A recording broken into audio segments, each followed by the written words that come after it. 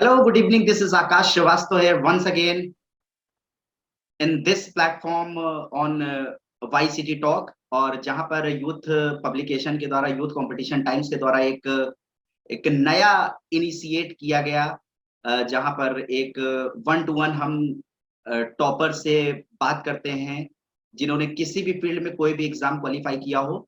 तो आज के इस 18th एपिसोड में जहां पर हम बात करेंगे मिस्टर अटल सर से जिन्होंने अभी रिसेंटली आरआरबी जेई का एग्जाम क्वालिफाई किया है। और इन्होंने, मैं आप लोगों को ये बता दूं कि इन्होंने अपने फर्स्ट अटेम्प्ट में ये एग्जाम क्वालिफाई किया है। तो इसकी स्ट्रैटेजीज, इन्होंने किस किस स्ट्रैटेजीज का फॉलो किया, किस स्ट्रैटेजीज को इन्होंने, बुक कौन सी पढ़ी, इनकी तैयारी इन्होंने अपनी किस तरीके से की, सब कुछ जानेंगे इन्हीं के जुबानी। तो अटल सर, सबसे पहले तो बहुत बहुत स्वागत करता हूं मैं आपका वाईसीटी के official YouTube channel YCT talk पर। कैसे हैं सर आप? Thank you. Thank you sir, मैं बहुत बढ़िया हूँ और मैं अभी करंटली पोस्टेड हूँ पटियाला में। ओके आरआरबी जेई के थ्रू मेरी सिलेक्शन हुई थी। ओके तो पटियाला में प्रोडक्शन यूनिट है रेलवे की, तो उसमें मेरी पोस्टिंग हुई है। ओके। जैसा और कि ये तो मेरी बेसिक इंट्रोडक्शन थी। और इसके अलावा मेरी क्वालिफिकेशन जो थी वो बीटेक की थी मैंने, उसके बाद मैंने एमटेक की। ओके। फिर साथ के साथ तैयारी करता रहा और एग्जाम क्वालिफाई हो गए। तो सर, बीटेक आपने कौन सी ईयर में क्वालिफाई किया और एमटेक?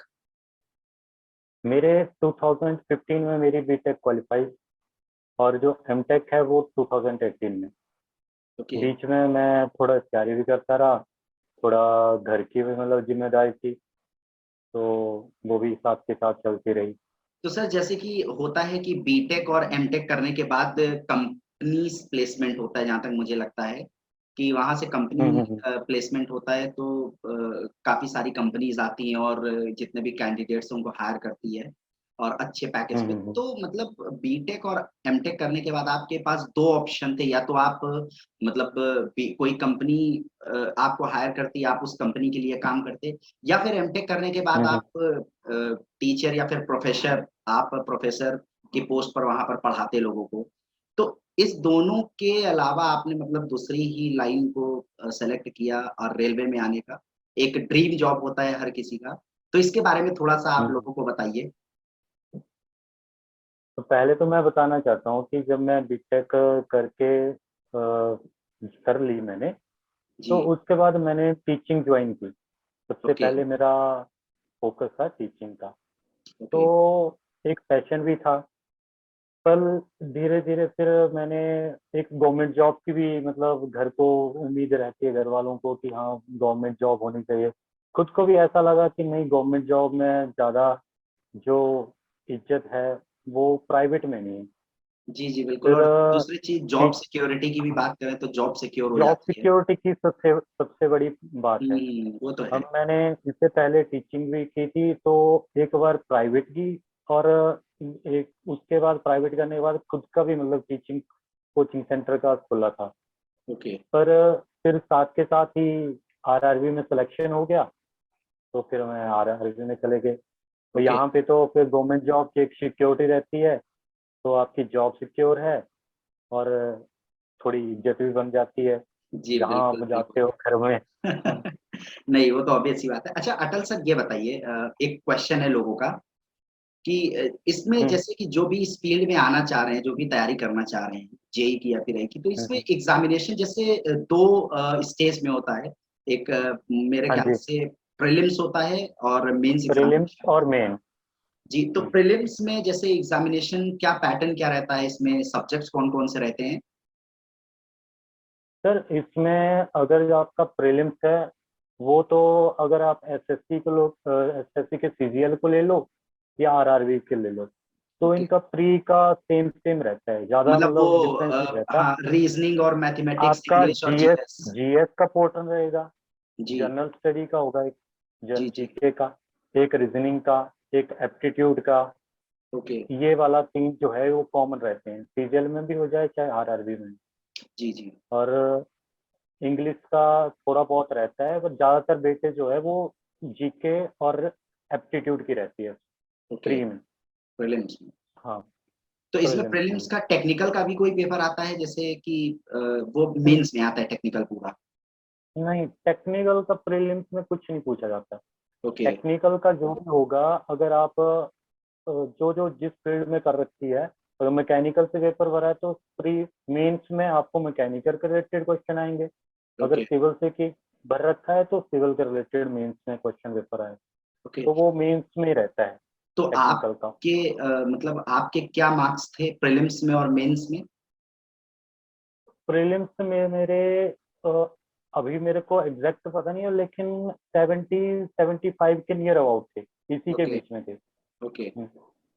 और मेंस में तो उसमें वेटेज बनती है, तो मेरे जो थे एक 101 थे, 150 में से 101 मेरे स्कोर था ओके। मेंस में।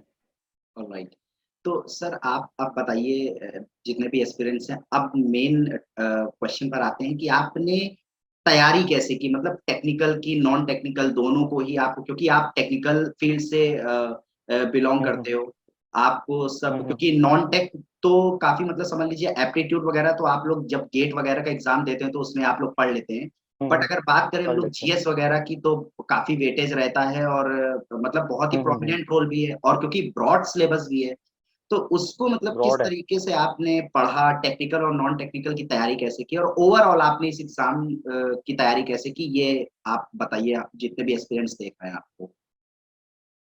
देखिए, एप्टीट्यूड का तो आपने बता दिया, वो मतलब इंजीनियर फील्ड से है तो एप्टीट्यूड स्ट्रॉन्ग होगा सभी का। जी जी। और रहती बात है जीएस की, जनरल नॉलेज की, तो जी। उसमें ये है, आजकल तो यूट्यूब में हो या कोई मतलब स्टडी मटेरियल का कोई कमी नहीं है, हर बिल्कुल जगह बिल्कुल। अवेलेबल है। तो मैंने जो पर्टिकुलरली मैंने पर्सनली फॉलो किया था, मैं स्टडी आईक्यू की वीडियो देख रहा था। तो ओके। स्टडी आईक्यू नाम से एक चैनल है यूट्यूब पे, जी जी जी। उसकी करंट अफेयर की वीडियो आती थी, तो वो मैं फॉलो करता था। तो उसके बेसिस पे काफी क्वेश्चन मेरे को मतलब क्वेश्चन पेपर में मिल गए थे। ओके। और स्टडी, ये जीएस के लिए आपको कंटिन्यूसली करनी पड़ती है स्टडी। ऐसा नहीं कि आप आज छोड़ दी, कल कल की जीएस देखे, ये हर दिन आपको मतलब करंट अफेयर से टच में रहना ही पड़ता है। और बिल्कुल। मिनिमम ये रख लो कि आप एक साल का तो करंट अफेयर मतलब एक एक गो में आपने किया हो, जी जी जी। तो ये जरूरी रहता है जीएस के लिए। और ओके। एफटी के लिए तो इतनी दिक्कत आई नहीं, वो तो एक कोई भी एक कॉमन सी बुक उठा लो, आर एस अग्रवाल उठा लो या कोई जीएस पब्लिकेशन की उठा लो, या आपकी भी तो यूथ पब्लिकेशन की आती है, हम्म। वहां से प्रीवियस क्वेश्चन सॉल्व कर लो, वो काफी हो जाते हैं। ओके। तो यही था, यही स्ट्रेटेजी रहती है जीएस के ऊपर मेन फोकस, क्योंकि वेटेज एक एक नंबर से मतलब मैंने लैक होते हुए देखा है, 0.1 से बंदों को रहते हुए देखा है। ओके। तो उसमें एक नंबर भी आपका आ गया तो वो बहुत मायने करता है इस टाइम। ओके। तो इसमें सभी को साथ में लेके चलना पड़ता है, जीएस को भी साथ में, एफटी को भी साथ में, जो बिल्कुल आपका बिल्कुल बिल्कुल। रीजनिंग है वो भी। ओके। तो सर इसके लिए आपने कहीं कोचिंग वगैरह भी क्वाली मतलब कोचिंग वगैरह भी ज्वाइन की थी, कि सेल्फ स्टडी से ही आपने क्वालिफाई किया है? ये ये मेरा सेल्फ स्टडी थी। ओके। मैं मतलब घर पे ही था, तो घर पे जो मतलब स्टडी प्लान बनाया था मैंने, उसी के अकॉर्डिंग जो भी स्टडी हो रही थी मेरी, उसी अकॉर्डिंग चली थी। ओके। और कोचिंग वगैरह तो कोई नहीं लग ली थी। ओके। तो आप मतलब आपने ये अपना माइंड सेट कर लिया है कि आपको आगे रेलवे को ही सर्व करना है, या फिर अगर आपको और भी कोई मौका मिलता है, या फिर आप अगर चाहते हैं किसी हम्म। और भी फील्ड में जाना, कि बस रेलवे को ही सर्व करना चाहते हैं? नहीं, रेलवे तो मतलब एक सबसे बड़ी ऑर्गेनाइजेशन है, बिल्कुल। और सेंट्रल। यहाँ पे मतलब आना एक ड्रीम जॉब माना जाता है, जी जी हर जी। किसी का एक ड्रीम जॉब रहती है। तो मैं आगे और एक्सेल करने की सोचूंगा, ऐसा नहीं कि यहीं पे मतलब जब आरआरबी के थ्रू आ गए हैं तो आरआरबी, अब और कहीं अपॉर्चुनिटी मिली तो वो करेंगे। बिल्कुल, आप उसको ग्रैब तो करना चाहिए। रेलवे में मैंने सोच, हाँ, तो आप ये अपना सक्सेस जो आप हुए हैं, इसका क्रेडिट आप किसको देना चाहते हैं? ये तो मैं अपने पेरेंट्स को देना चाहता हूँ, क्योंकि उन्होंने इन्हीं की वजह से हम इतने मुकाम पे पहुंचे हैं, क्योंकि उनका भी एक स्ट्रगल रहता है। जी, जी, और जी। अगर वो ना हो, आपको मोटिवेट ना करो, तो आप कुछ नहीं कर पाओगे। बिल्कुल, बिल्कुल। तो माँ बाप को मैं एक अपना सबसे बड़ा ये ट्रिब्यूट देना चाहता हूँ कि जो मेरी सक्सेस है तो उन्हीं की वजह वालों है। ओके अटल सर, बहुत अच्छा लगा आपसे बात करके और आपने अपना precious time youth competition times को दिया। उसके लिए बहुत-बहुत धन्यवाद sir. Thank you sir. Okay, okay. Thank you.